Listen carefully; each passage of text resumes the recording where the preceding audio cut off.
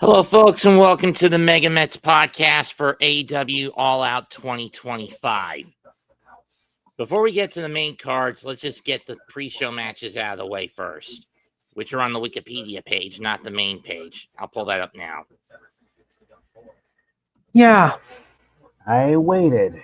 I knew you were in the bathroom, but still. But we got ourselves a massive card tonight. 13 matches. 3 are pre-show matches. Well, it's tomorrow night, but still. Yep. We kick it off with an 8-woman tornado tailgate brawl. What's with these gimmicks? Beats me. As we're coming live from the Scotiabank Center in Toronto, Ontario, Canada. Yes, first time ever the event is not being held in Chicago. Finally, heading up north to Canada. Probably mostly due to a budget issue. Has to be. Anyway, Harley Cameron, Mina Shirakawa, Queen Aminata, and Willow Nightingale take on Bayne, Penelope Ford, and Julia Hart and Skye Blue of the Triangle of Madness. This is going to be a massive match. I really can't decide how this works. Who's going to end up winning this? Neither do I. I'll just throw a lucky guess and just pick Team Triangle of Madness.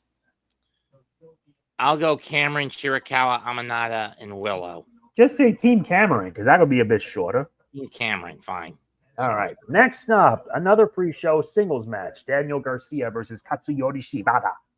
Danny Garcia, his decision to join the Death Riders is very heads or tails. On the one hand, he disappointed a lot of people who believed in him over the last year and a half by joining the Death Rider cult. On the other hand, in hindsight, it makes sense. Seeing is how I've said before, I'll say it again. The fucker is boring as a babyface. Yeah. And if you're boring as a babyface, you're not going to get far. Right. I'm going to give this to Garcia. I'm probably giving it all to Shibata.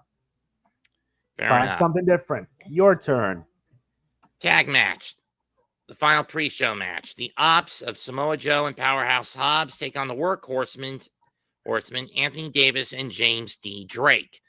I'm familiar with the Workhorsemen. They've been through up and down the Carolina independent scene for years, so I know what they're capable of. That said, they're just cannon fodder in AEW. I'm giving this to the Ops. So now let's get to the proper card. Yep. Now we get to the AEW website and get to the proper card. We got to go from bottom all the way to the top. Let's do it. We begin our first match. Eddie Kingston versus Big Ball. Bill. Big Bill. This is a question that depends on ring rust. Kingston has been MIA for well over a year.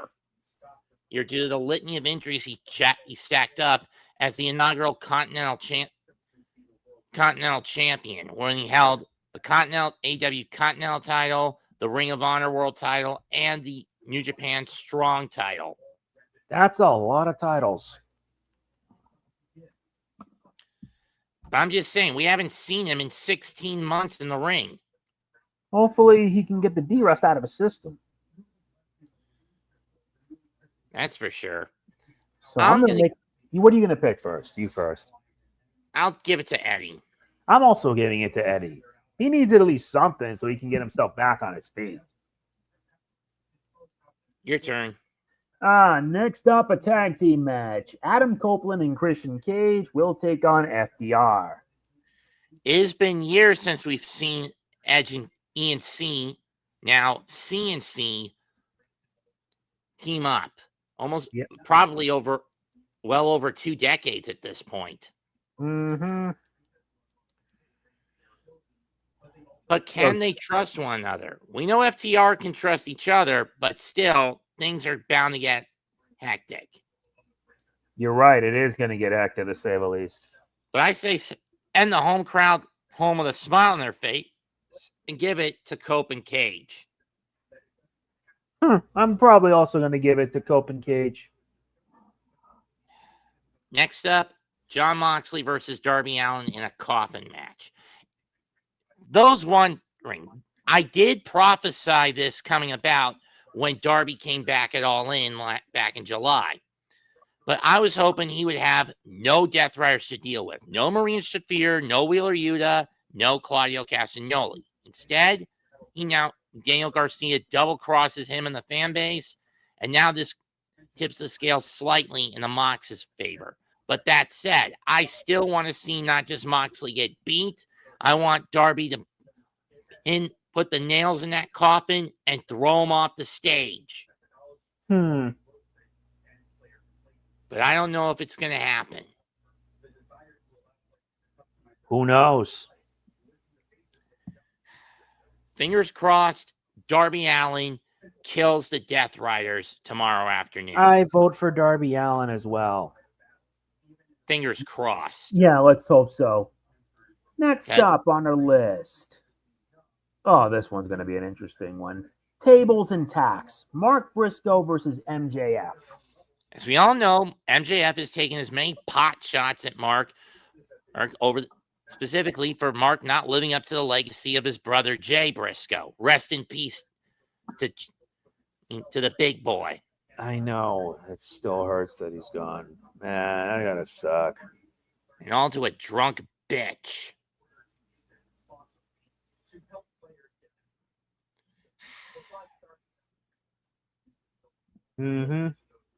I was depressed when I learned that Jay Briscoe passed away. Yeah, that just hurt. Anyway, the object of this match, put your opponent through a table laced with tacks. That's a surprising thing. But this doesn't look too different than the TNA match of 10,000 tacks that they did a couple of times when Abyss was still running amok. Yeah. The devil's in the details. I'm going to give this to MJF. I'm giving it to Mark Briscoe. So you're going chicken? Yeah, pretty much. Next up, 6-man tag match. The Hurt Syndicate in its entirety. So this will be MVP's AEW in-ring debut when he teams with Shelton Benjamin and Bobby Lashley to take on Ricochet and the Gates of Agony. For Ricochet, this is basically revenge for the Hurt Syndicate because the Gates basically screwed aided and abetted in them getting screwed out of the AEW tag titles back at All In the Fatal 4-Way. No, wait, Forbidden Door, excuse me. Yeah. In the 3-way match. So, I say it's time for the Hurt Syndicate to get the revenge. I'm going to give it to the Syndicate. It's time for the Syndicate to get their needed vengeance. My vote's on them as well. Next up, for the TBS title, the champion Mercedes Moné will take on Riho. Yeah, I'm betting it all on the money. I'm betting it as well. My vote's on them as well. Riho may be the inaugural AEW Women's Champion, but she's done little since that time. I agree. Next up, Fatal 4-Way ladder match for the AEW tag titles. Brodido, the champions, Brody King and Bandido, defend against JetSpeed, Kevin Knight and Speedball Mike Bailey. The Don Callis family representatives of Hechicero and the Walking Weapon, Josh Alexander, and the Young Bucks. Okay, I'm not going to lie. The last couple of months with the Young Bucks getting trolled left and right by the production team has gotten a few laughs out of me. The biggest laugh I got out of it was when they came out for the lights out unsanctioned steel cage match at Forbidden Door. They played their music, then it was cut off, and you know what it switched to? What? The Young Bucks' original entrance theme when they were in the California Indies when they started out, which was Hanson's Mbop. Wow. And everyone was singing along in London. Kenny was dancing to it. That's surprising. It's also funny. Because it is funny. This is the production crew getting their revenge for months, if not years, of abuse from the Bucks, playing into their EVP roles. But if there's a chance that the Bucks can get their roles back, winning the AEW tag titles is a step in that direction. Wouldn't you agree? Yep. But it's still like throwing a knife in the dark here. Who you take? Yeah. Who between Mercedes? Who? What is it now? The TBS title? Tag title ladder match. Oh yeah, this one. That's gonna be an interesting sort. Brodido, either JetSpeed. I'm going with the Young Bucks. I think I'll go the Bucks too. That's a smart choice. Next up, for the AEW Unified Championship, a three-way match. Konosuke Takeshita, Kazuchika Okada, and Mascara Dorada. For me, there's only really two outcomes. One, Callis and Okada stab Takeshita in the back, and Okada retains the Unified title. Or two, Takeshita and Okada do so much butting heads with one another that causes dissension in the ranks, and Dorada finds a way to win the title. Especially when you consider in a couple of weeks, Takeshita's got to fly out to Tokyo to challenge whoever wins between Narita and Zack next Sunday in Kobe, and challenge them a couple of weeks from that Monday for the IWGP World Heavyweight title because he's cashing in his G1 victory there. Yep. So true. So, Dorada or Okada? Mm-hmm.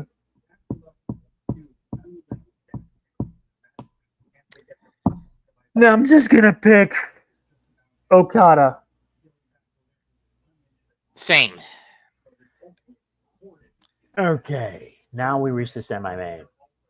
Fatal four-way for the AEW women's title. Jamie Hayter, Chris Statlander, Thekla, and Timeless Tony Storm battle it out. Let's get fucking nuts. Yes, indeed. The question in my mind more lies on Statlander. Will she join the Death Riders given her past workings with Wheeler Yuta? I'm not sure. I mean, it would make sense if she does. Mm-hmm. And she's basically been out of the title loop since dropping the TBS title to Monet back in 23. I agree.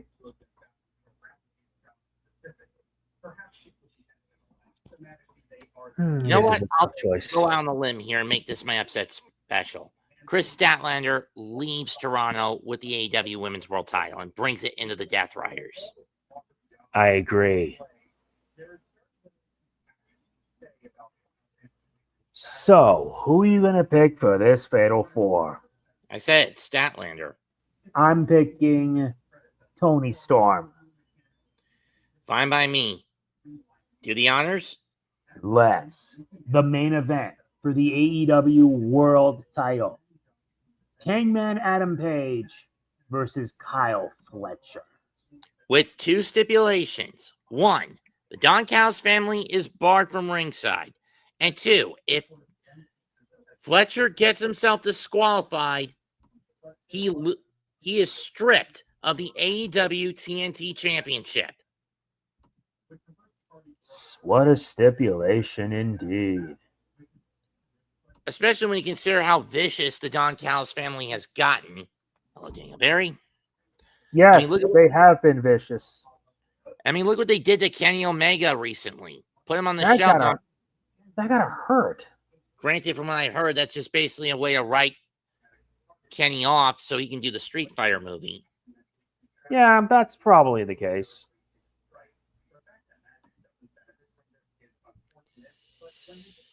But still, Hangman's got to be on his toes. I do expect a ref bump in this one. I expect it too.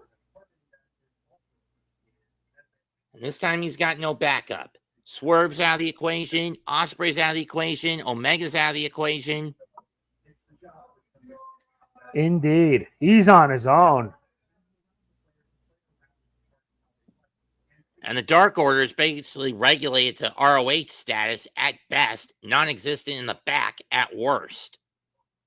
Yep. So we can't fall back on them. I know. But you know what? They want to prove Hangman is a fighting champion again. Let him retain. Indeed. That's it for tonight's episode of the MegaMets podcast. We'll be back. Want to do it Monday night? Tuesday night for the N1 Victory finale? Yeah, let's do that. Monday night. Monday night, I'll do it. Comment, like, share, and subscribe. He's MegaMan and G. I'm Mets2128. I'll be back Sunday for later tonight for the SmackDown Go Home show in the WrestlePalooza, and then I'll be back Sunday to do call for Dallas versus Chicago. I only hope the Giants don't screw it up in week 3. How do they lose? How do they freaking lose to Dallas in overtime? I cannot get over that. Overexhausted defense, gambling right out the bat in the second half instead of just taking the points. Speaking of which, well, what about the Jets? Well, that was horseshit against Buffalo. I won't. Of course it was. But I'm just saying, if Dable decided to just take the points against Dallas instead of trying to gamble and put the foot in the throat, the Giants would have won that game 40-34. Yeah, because he would have been forced Dallas to try to go for the touchdown with 30 seconds left. Indeed. But then again, Shane Bowen's a pussy who's constantly playing prevent defense when we need to be fucking aggressive. Yeah. I know. Anyway, comment, like, share, and subscribe. Goodbye, and good night. Bang. Bang. See you on Monday. Later. Later.